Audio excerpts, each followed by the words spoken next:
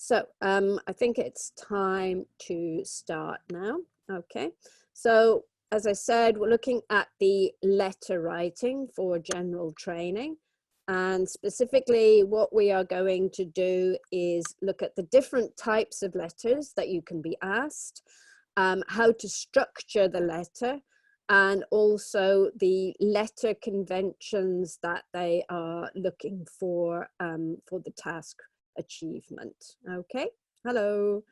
So let's just have a general overview first of all. So the task one, you have to write a minimum of 150 words, okay? And they suggest that you spend 20 minutes on the writing task one, which leaves you more time for writing task two, okay? It is important, I think, to have more time for writing task two, okay? And there are three types of letter that you could be asked to write about. So sometimes they're formal, sometimes they're semi-formal, and sometimes they are personal or informal. Okay, so we'll have a look at all of those different types of letters in a moment. But before we do that, let's just make sure we know everything that we need to know about the writing task one.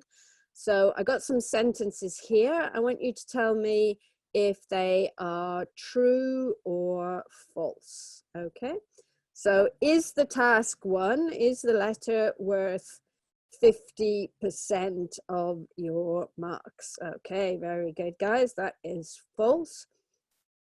It's worth 1/3 of the mark, and the task two is worth 2/3 of the mark. So that's why they suggest that, you know, you have 40 minutes for the task two. You know, it's longer and it's also worth more marks. So it is really important to do that, to have enough time for that, okay? What about planning? Planning before you start writing. What would you suggest? Got a lot of people saying true. Ike is going for true. Yeah, I would say very important. I mean, yeah, maybe you don't spend 4 minutes, maybe you spend 2 minutes, but you don't want to start writing straight away. You know, you want to just think for a moment, get your content down. So just decide what you want to put in each paragraph. And then when you're writing, you can really think about the grammar and the vocabulary and the linking phrases, and you're not actually thinking about what you want to say. Okay, so definitely a couple of minutes at the beginning to just think about the content. Okay. Okay, what about this one? An address? Do you write an address? Okay, very good. Yes, so you don't need to write, you don't write any addresses, you don't write any dates, anything like that. Please don't do that. It would be a complete waste of time. Okay. Okay, it's up to you what style of letter you write. Okay, absolutely. Ooh, we're getting a bit of, that is false. Okay, so the style of letter that you write depends on the type of task that you are being given. Okay, so it's very important, again, before you start writing, think very carefully, what kind of letter is this?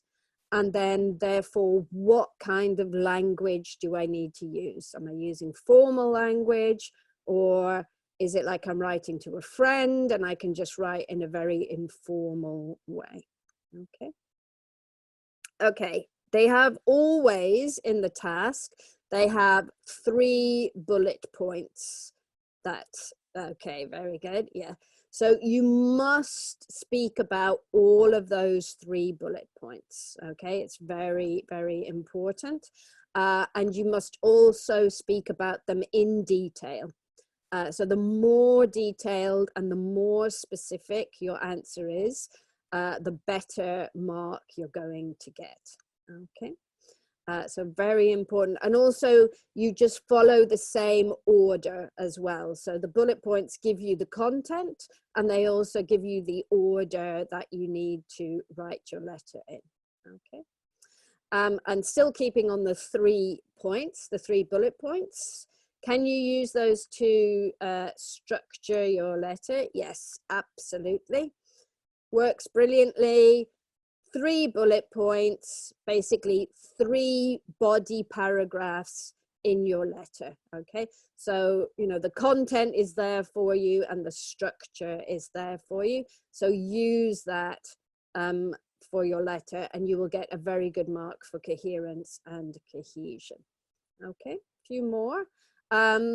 So you cannot invent details.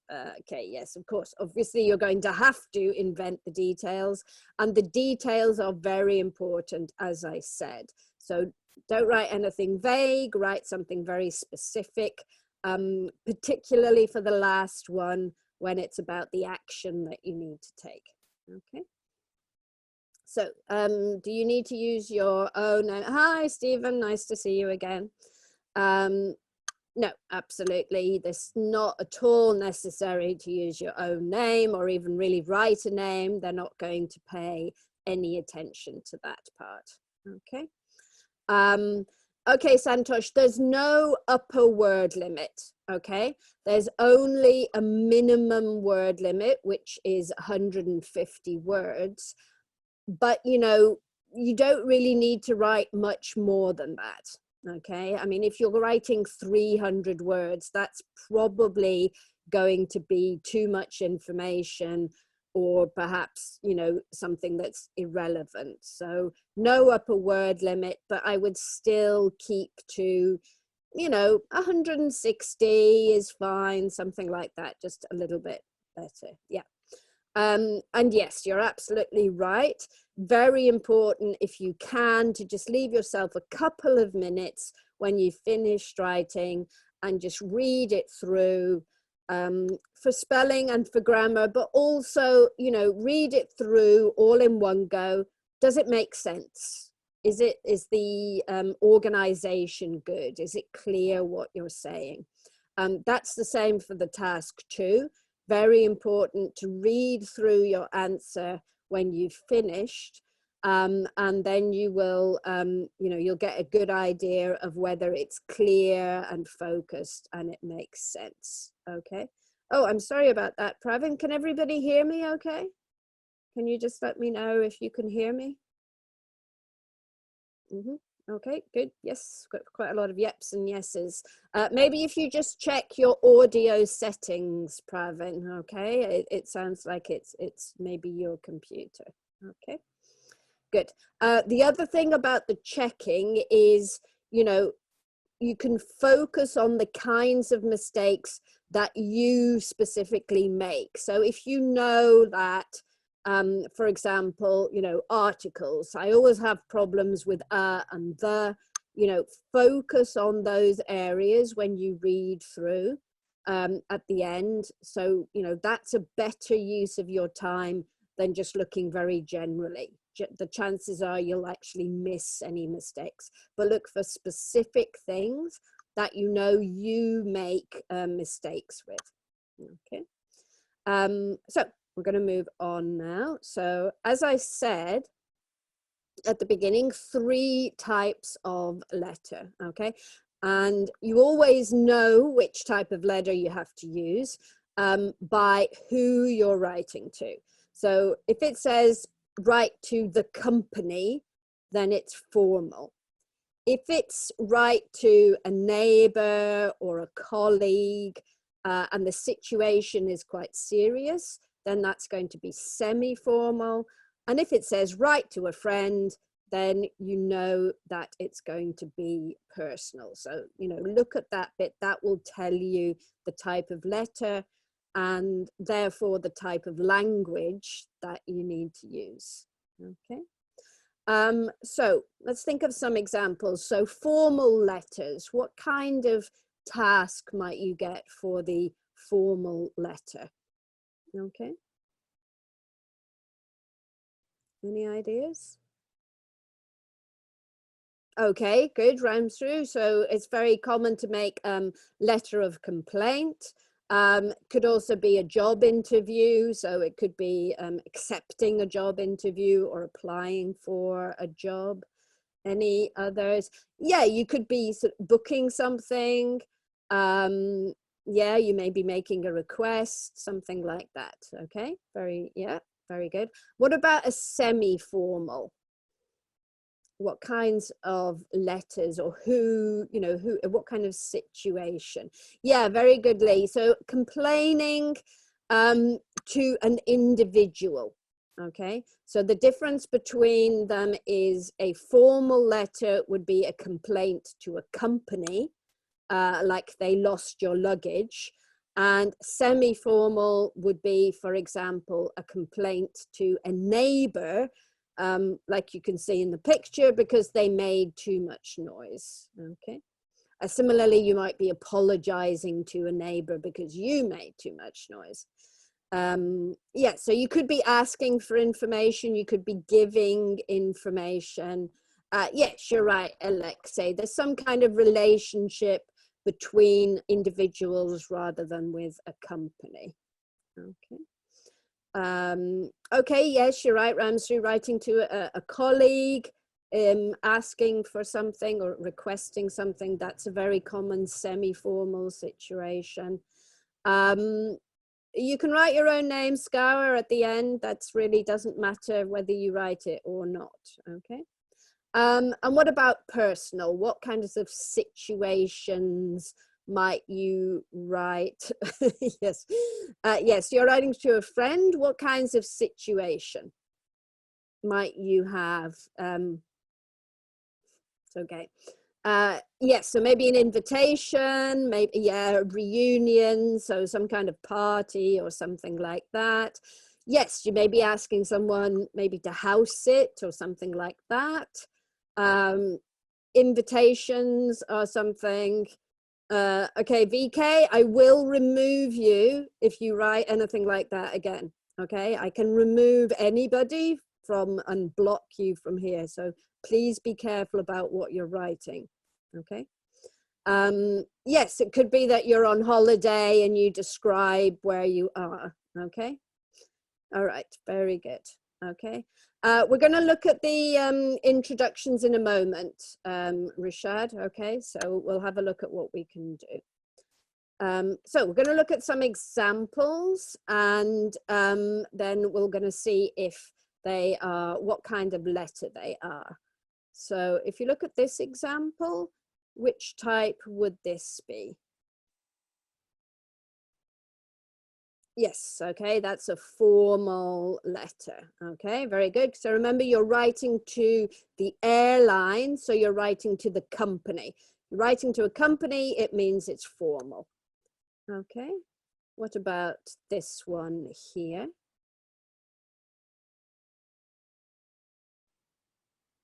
Yeah, this is personal or informal. So this is, if it says writing to a friend, then it is definitely, it's definitely going to be informal. Okay. Or personal. Yes. And in this case, it's an invitation.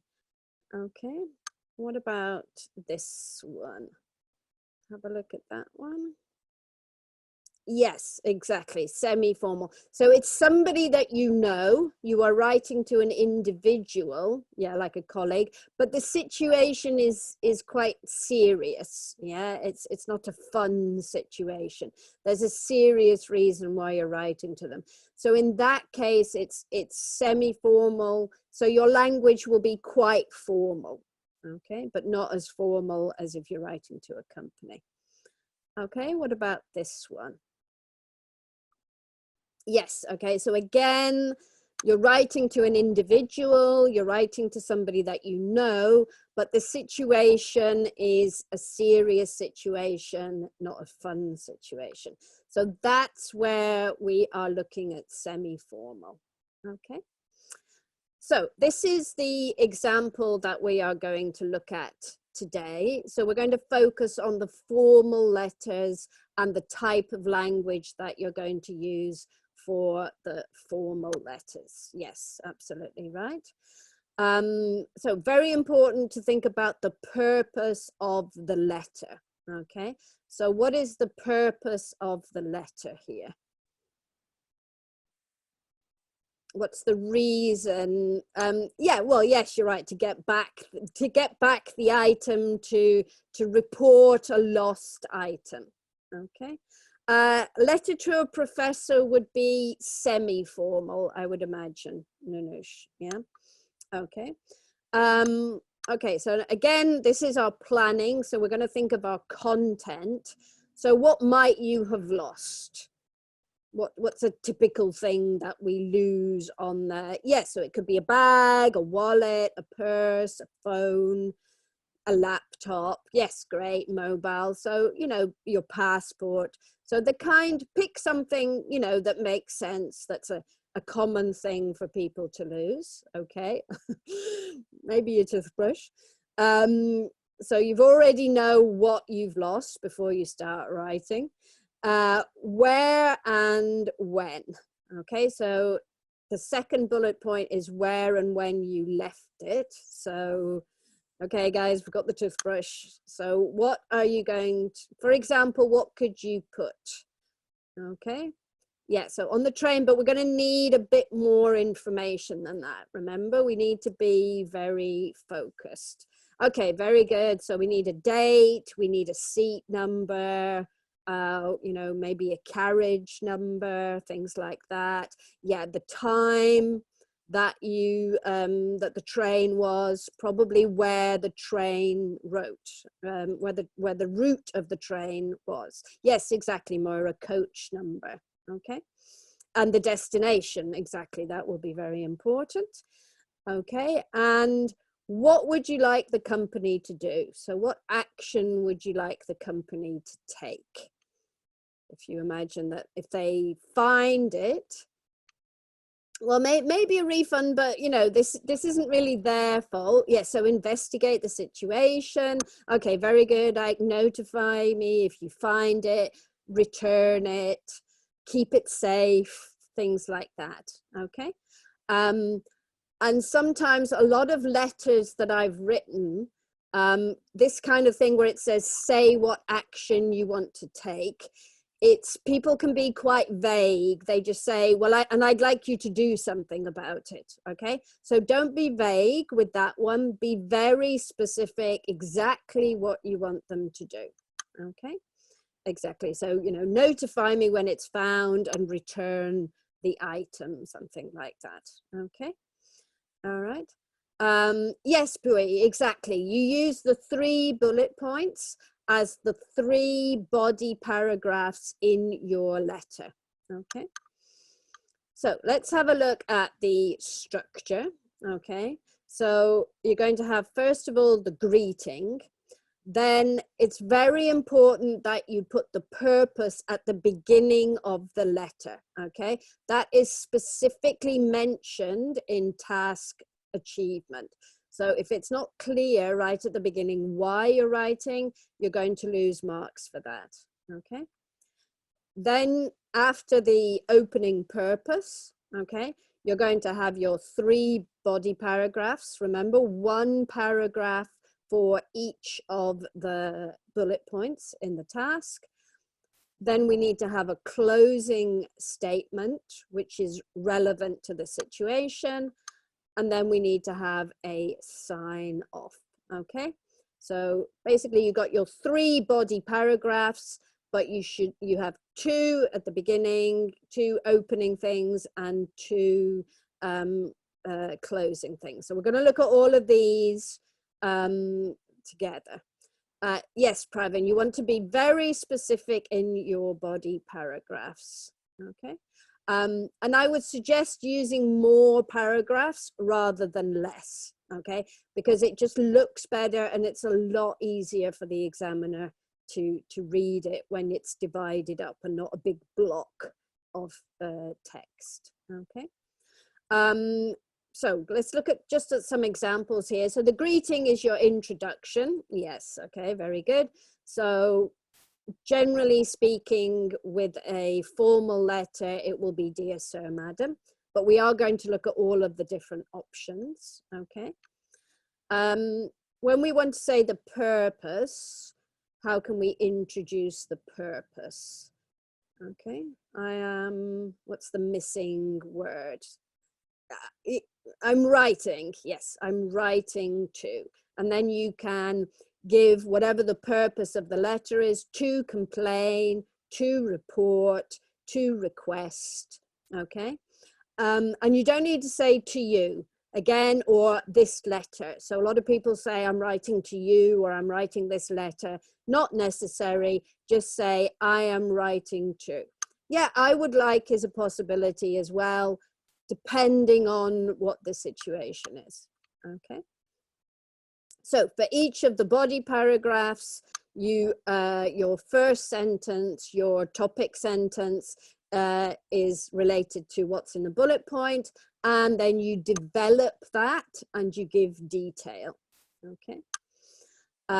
Then we have our closing sentence. Yes, exactly, Sarah, you describe the detail. Yeah, very typical closing sentence for a formal letter. I look forward to hearing from you. But yes, there could be other things that you use in other situations. And you have to make sure you use the right one. Yeah, I would keep the purpose separate, Santosh. Yeah, it just, again, makes it clearer. Okay. And in the sign off, so one example, formal example, is yours sincerely, or the other option is yours faithfully. Good. Okay. Okay. If you are writing a formal letter, these are your only two options, okay, for signing off. Please don't write anything else, okay?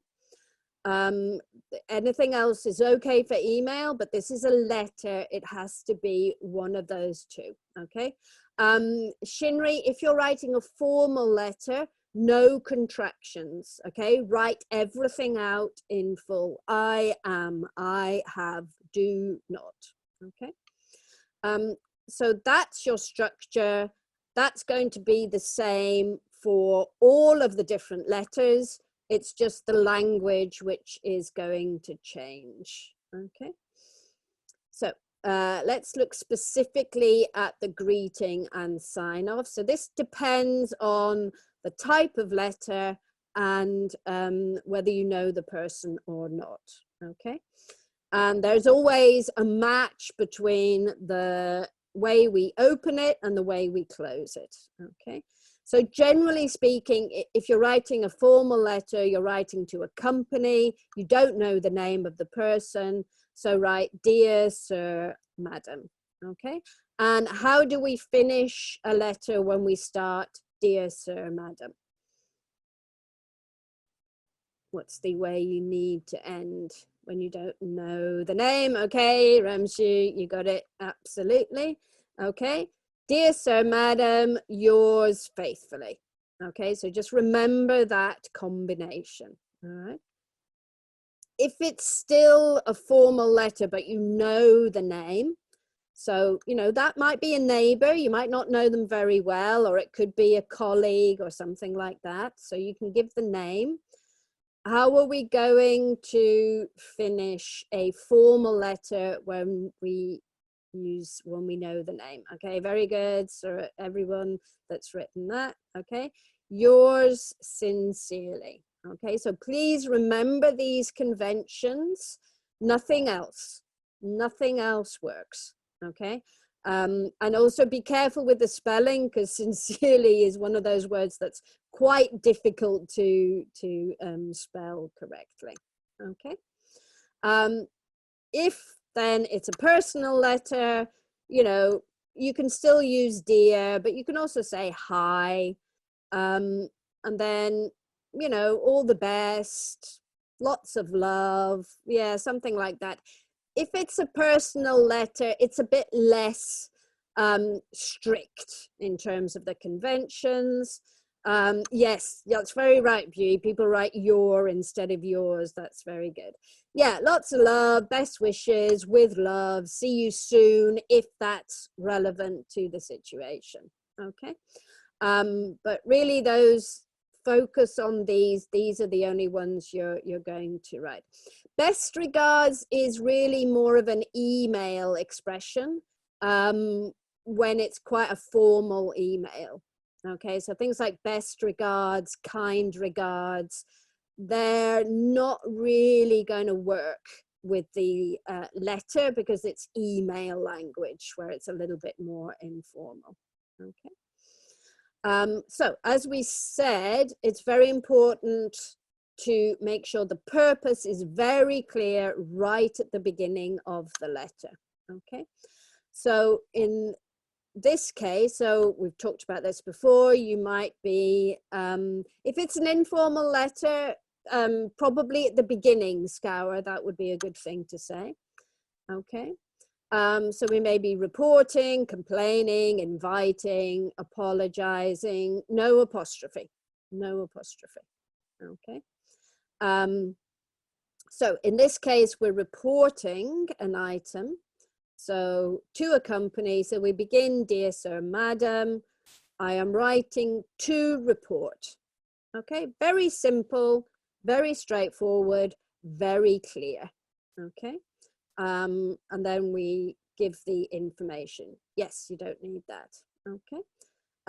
So if we look at some other examples, so this is now an informal letter we are looking at. And what's the purpose of the letter? What's the purpose of the letter? Yes, it's an invitation. You are inviting this person. Okay. But it's, you know, it's an informal one, so we can start with hi. What kinds of things do you write at the beginning of informal letters? What's a kind of general, we don't want to say I'm writing to because that's formal. What are some nice general things to say at the beginning of a letter to a friend? Yeah, exactly. How are you? Hope this letter finds you well. Hope you're doing fine. How are you doing? Yes, exactly. Those kind of things about, you know, how people are. Those are very good. Yes, very nice, Gwen. Something like long time no see, haven't seen you for ages, that kind of thing. Yeah. So yeah, we've said, I hope all's well with you. Okay. And then it's an invitation, but we're not writing it formally. Yes, Bui, I'd love to see you at my birthday party. Yes. Okay. And we use something like come over. So I'd like you to come over for a visit is a phrasal verb, so it's more informal. Okay. Notice also with the informal letters, we have lots of contractions. So it's my birthday, I'd get in touch, you'd like to. So it's important to use them for informal letters, but avoid using them for formal letters. Okay. And what about this one? So this is a formal one again. And so how are you going to start this one? What's the greeting and the purpose in this case? Okay, yes, good. It's a complaint. So yes, it's dear sir, madam. And then how would you open, what would be your first sentence? If we think about the purpose. Okay, well, I'm writing to what? Yes, exactly. I'm writing to complain about bum, bum, bum, or make a complaint about something like that. Yes, it's always complain about something. Yeah, lodge a complaint. You can also say draw attention. That's quite nice as well. Okay. But, you know, if you use the word that's clearly related to the purpose, then it's very easy for the examiner to say, yes, this person has made their purpose clear. Okay. And okay, so now we've got a semi-personal letter. So what's the purpose of this letter? From the options that we have at the side, what's the purpose of this letter? Okay, yes, it's accepting an offer. Okay. Semi-formal. So how are we going to start this letter? Okay, good. Yes. So dear, and then probably a name. And again, depending on how well you know this person, it does say a friend. So I think probably the first name. If it says a colleague, you might use the last name. Yes. Okay. So yeah. So this is, if you can see, it's in the middle between the formal and informal. Okay. So we have some contractions like I'd be, but it's also, you know, quite formal language. Delighted to accept this position. Thanks for your offer regarding. So a little bit kind of in the middle there. Okay. So let's have a look at these, the body paragraphs. Okay. So as we've said before, lots of detail and divided up with the different ones. Okay. And in red, we've got, you know, the kind of useful phrases you might use. Okay.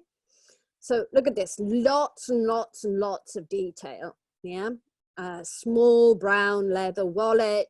We're using vocabulary like logo, which is nice high level vocabulary. If you pick something like a wallet or a bag, it's quite good because then you can talk about the contents.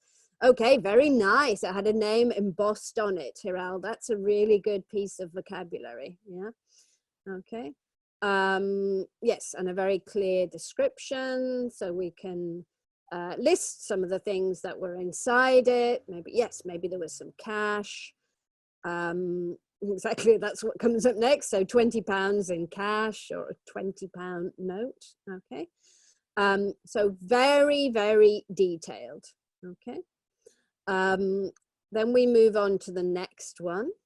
So again, clear introduction of where and when. Okay. So yes, the place is important. The time is important. So here we've got the route, we've got the date. Yes, Mara, exactly. And we've got the time. So, you know, it doesn't matter what you put, but you could say inside there was also, it would be fine, Pravin. Yeah, the number of the train would be a good idea. And here we've got, like you said before, the carriage, the seat number. Yes, Neville, that would be a good thing to do. You could say, you know, I lost a very important item or a very valuable item. That would be very good to say as well. Okay. All right. And you could say where you think you left it. Okay. All right. It's just a different way of structuring it, Pravin. Yeah, it's perfectly, when we have a place, we can say inside was or outside was. Yeah, so it's a perfectly okay structure, but both of them are okay. All right. So again, here we've got lots and lots of detail. We've also got complex sentences. Yeah, so we're joining our sentences together. We have a range of tenses. So we got past simple, we've got past continuous. So we're showing the examiner that we have the language and we have the vocabulary to express these ideas very clearly. Okay. Then the action. So again here, a very clear request. Okay, career is very good language, Ramsu, very career. Yeah. And we've got a few things to find here. So could you please let me know a wallet fitting this? Anybody know what that expression is? Okay, very good. Oh, yes. So fitting this description. So you've already described it. So that's quite a nice phrase to use at the end. It shows very good language, very good collocation. So first of all, you want to be notified, exactly as other people were saying at the beginning. And yeah, detailed description. What's the missing word here? My contact details is that, again, that's the collocation, contact details there. Okay. And then specifically what you want them to do with it. So keep it in a safe place, which I think somebody wrote as well.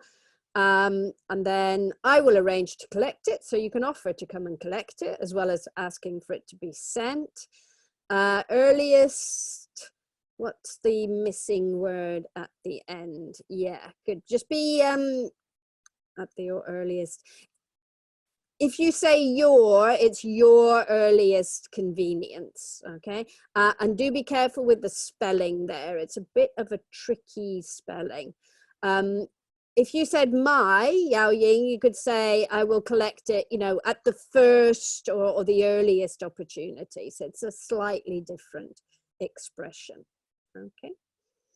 All right, so there we've got our 3 body paragraphs, clear introductory phrases and very detailed information, and we've got them spaced out, you know, 1 line, 1 gap between each of the paragraphs. It's very good to do that. Yeah.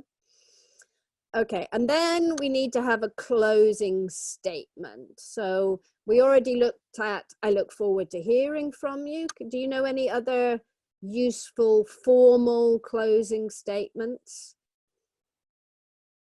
What else could you put? Maybe in a different situation, if you were going to meet somebody.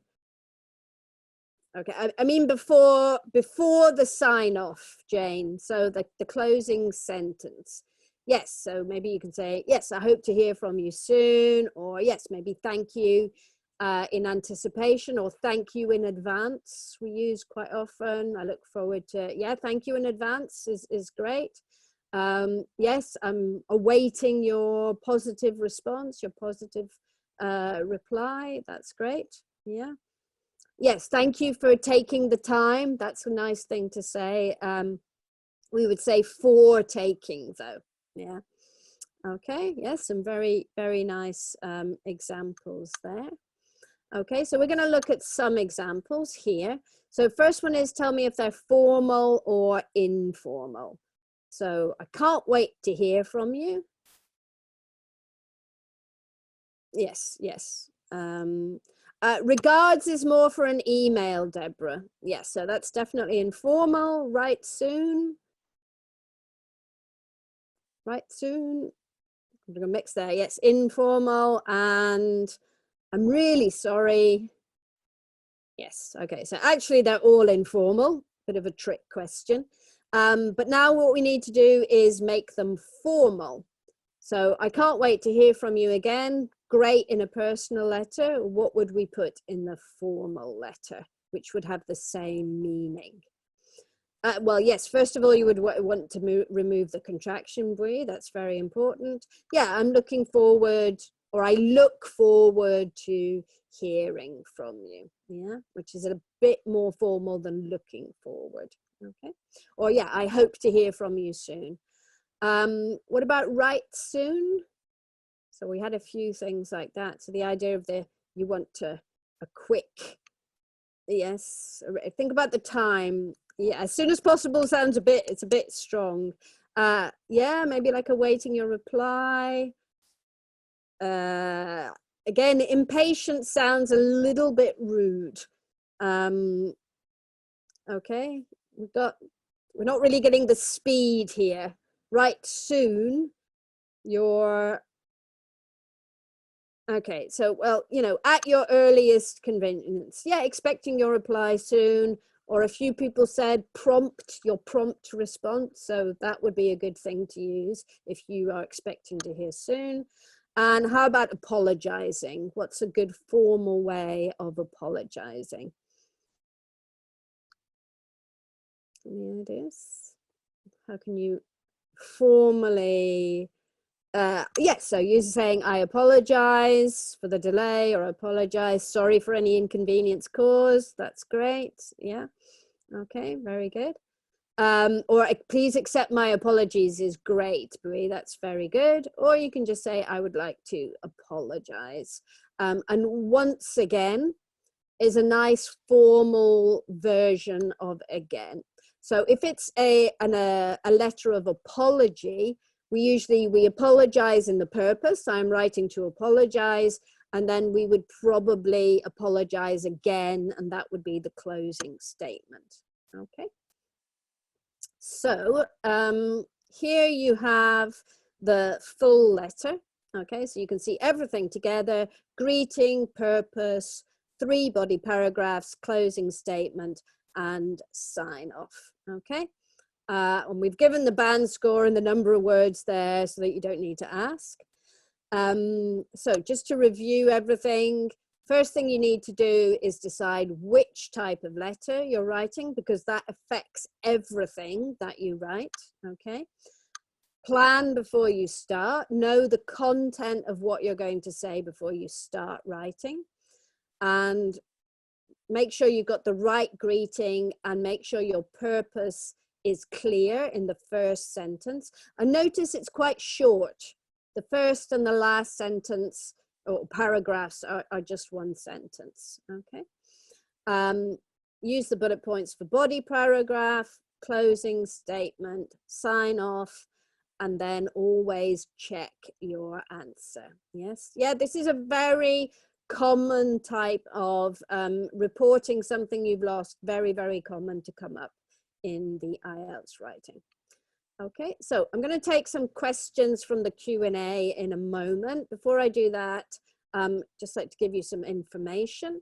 So if you would like to have your writing or your speaking personally checked and personal feedback, then that is a service that IELTS Online Tests offers. And you will get very detailed feedback and band scores for either your speaking or your writing. So if you're interested in that, go to the website and you can get more information. You can also see which webinars are coming up in the next few weeks, so you can plan the ones that you would like to attend. And we also have on YouTube and Facebook, we have the recordings of all of the webinars, so you can watch the webinar again. There's also other smaller videos explaining things, giving you some tips, and you can have your answers, your questions answered also on the Facebook page, okay, because we never managed to get around to all of these the questions here. Okay, well, that's very nice. Thank you very much for your thank yous. Okay, that's wonderful. And let me have a look now at the Q&A. So Sefer is asking about the difference between academic and general training for task 1. So the letter is only for general training, Sefer. If you are doing the academic version, you get a diagram which you have to describe. It's a completely different task, which we do look at in other webinars. Okay. Yes, for example, no notion might be a graph or a process. Okay. Ramsu is saying, can we use idioms while writing formal letters? I would avoid using idioms in the formal letters, okay? But they work great if you're doing a personal letter, maybe in the semi-formal, but definitely in the personal, okay? Okay, something else.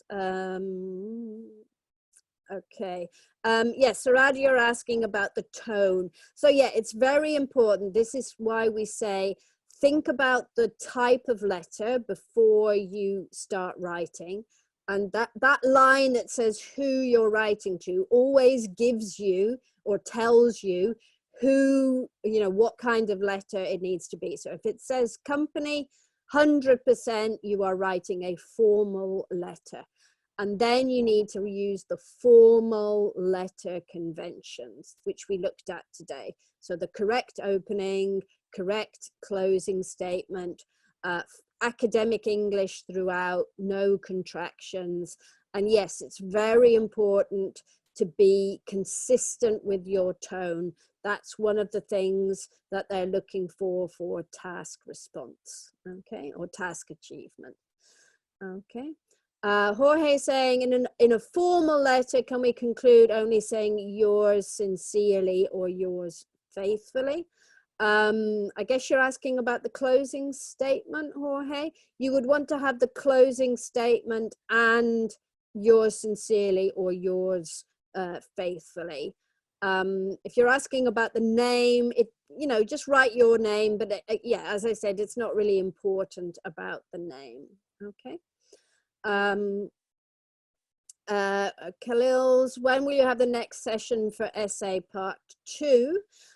So again, Khalil, if you go to the website, you can find all of the upcoming webinars, and you will find the next one, which is about task 2. We do them very regularly. Okay.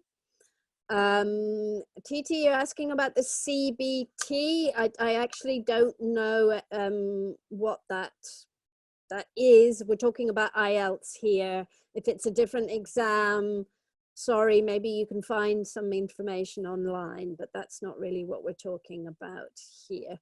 Okay. Oh, you mean the computer-based test? All right, sorry. I thought you were talking about something else. The computer-based test, again, I've said this before, I think it depends on your personal preference. Personally, I would rather do the test on paper because I'm just not that. I would find it hard to scroll up and down on the computer.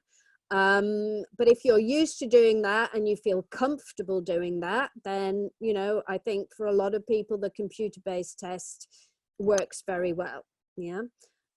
It also does your word count for you, so you don't have to worry about your word count. That is one good thing about doing the computer-based test. But generally speaking, in every other way, it's going to be the same as the paper-based test. And it's really, do you feel comfortable doing things like the reading and the writing on the computer, or would you rather do it on paper? Is that okay, TT? Is that the kind of information you're looking for? Yeah. Okay. So I'll have a look at some more.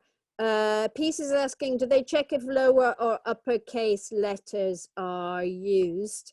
For the writing, I mean, it doesn't really matter, but I would use lowercase piece for the writing.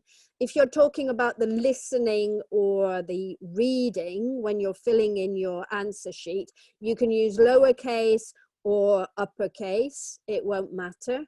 If you use lowercase, though, you need to make sure that you use the capital at the beginning of the word, if it's a name. So yes, as I think Sky was saying, for the reading and the listening answer sheets, if you write everything in uppercase, you don't have to worry about having a capital at the beginning or not. And sometimes, uppercase letters, capital letters are easier for people to read. The choice is yours. Okay. Can you just tell me which paper you're referring to, Olo, and then I'll try and come back to you. So Murray, yeah, semi-formal, this does cause some issues. Semi-formal means you are writing to an individual, a person, not a company, but the purpose of your letter is a serious purpose. So, for example, writing to a neighbor to complain or writing to a neighbor to apologize is a very common semi-formal letter. Writing to a colleague or a professor about a work or an academic matter, that would also be semi-formal. Okay, so individual but serious subject, if you like. Okay. Okay, Peace is saying, do we write with pencils and erasers so we can clean up our errors? For the writing piece, you can choose to write in pencil or you can choose to write in pen. Again, that is really a personal choice. As you say, if you write in pencil, you can rub it out, you can erase it, and sometimes that's better. If you do want to write in pencil, though, do take about 3 or 4 pencils, because so many people break their pencil when they're writing, and if you only have one, then you're in trouble. So, take about 4 or 5 pencils, all well sharpened. Okay. Louise asking, if I finish the task 1 within 15 minutes, could I move on to task 2? Yes, absolutely, Brie. You have 1 hour to do the 2 writing tasks. So you can spend as much time as you like. If you finished in 15 minutes, immediately go on to task 2. Okay, so it's 1 hour for both tasks. You can even start with task 2 if you want, and then go to task 1 afterwards. That's up to you. Okay, Therese is saying, what's the difference between the academic and the general?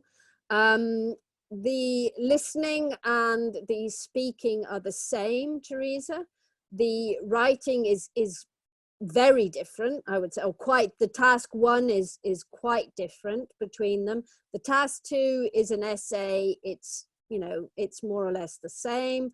The reading is a little bit different, but not very much. In terms of the one you choose, you will generally do academic if you're going to study, and general training if you are immigrating. Okay. So hopefully, Huyen, that's answered your question as well. Oh yes, good question. Avinash is saying, should the length of all the paragraphs be almost equal? The length of the body paragraphs, Avinash, should be more or less equal, yes. As you've seen there with the letter, the opening and closing statements will be shorter. But your body paragraph should be more or less the same. And that's true also with the task 2. So your body paragraphs in the task 2 essay, more or less, not exactly the same, obviously, but more or less the same. Okay. Okay, Kazemi or FP is saying, is it probable to have letter writing in the academic? No. Letter writing is only in the general training. You will never be asked to write a letter in the academic module. Okay, Galaxy is saying, can you teach graphs or maps in the future? Yes, Galaxy. We have webinars on all of the different task 1s, maps, graphs, everything. So again, can you please just check the upcoming webinars on the website and see if you can find what's coming up next. Okay. Okay. Okay. Olu is asking, do you get penalized for omitted spelling errors? Spelling is always going to be a problem. Spelling errors. So in the reading and listening, if you make a mistake in the spelling, it is wrong. Okay. In the writing, you could make a couple of mistakes, it wouldn't be okay, but spelling is part of the vocabulary mark. So if there are frequent spelling mistakes, that is going to definitely affect your band score for vocabulary for the lexical resource. Okay. All right. Hope that's helpful. Oh, hey, Attila. Time change. Remember, you can watch it afterwards, okay? So Jorge says, can I choose to do task 2 first and then task 1? Yes, if you want to. Totally up to you. Doesn't matter which one you do first. Again, I always think with these, practice and do whatever suits you the best, because it's different for different people. Yeah. Okay, Tiffany says, what about the computer-based writing exam? We need to type on the computer. Yeah, everything is done on the computer, Tiffany, if you do the computer-based test.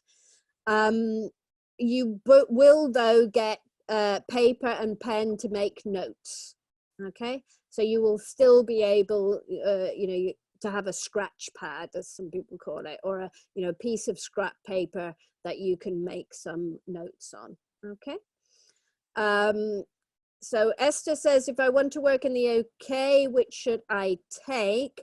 Generally, Esther, for immigration, it's general training, but you need to check with whoever you know, you are entering the company with. For example, nurses and doctors who want to work in the UK or the US, I believe, need to do the academic version.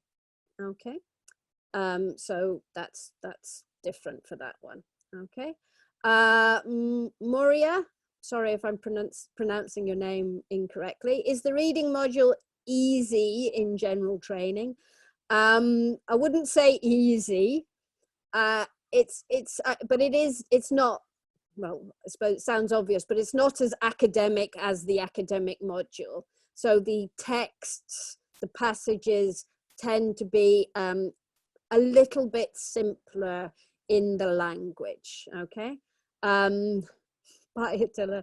You know, again, you know, find some copies, do some practice. That's the best way to know, you know, what it's like. It's a slightly different, the first passage is different and it's a different type of exercise. Okay. They do tend to be a bit shorter. So really it's important to check. Yeah, Jamie's not here today, Attila. He's got a lot on, so he can't quite make it. Yeah. Okay, Kozra, I'm just going to answer one more question, or two more questions, and that's it. So Kozra is asking, can you write in cursive in the exam? Yes, that's absolutely fine. But do, you know, make sure that it's legible, that it's clear and easy to read. Can somebody put the links in chat? Because it's not easy for me to do that when I'm hosting, okay? If anyone can put the links to YouTube, they're up here on the screen, but if you can put them in chat, that would be great. Okay, last question. Jorge, I don't know how to highlight the keywords in the listening and reading tests. If you're doing the paper-based, then, you know, you're just going to underline them or circle them. In the computer-based, you can use a highlighter, Jorge. Okay, so you do have that option. Okay. Oh, goodbye, Alexei. Goodbye. Okay, guys, time's up. Sorry if I didn't get around to answering your question, but do put it up on Facebook and you should get it answered there. Thank you very, very much for your participation, for taking part. Very enjoyable as always. To check the website, Oluwatobiloba. Okay, check the website. Okay, bye guys. I'm always here on Thursday. Bye guys. That's really great. Yeah, have a great day, everybody. Hopefully I'll see you next Thursday. Good luck if your test is coming up soon. Okay, and best of everything to everyone. Okay, bye guys. Bye.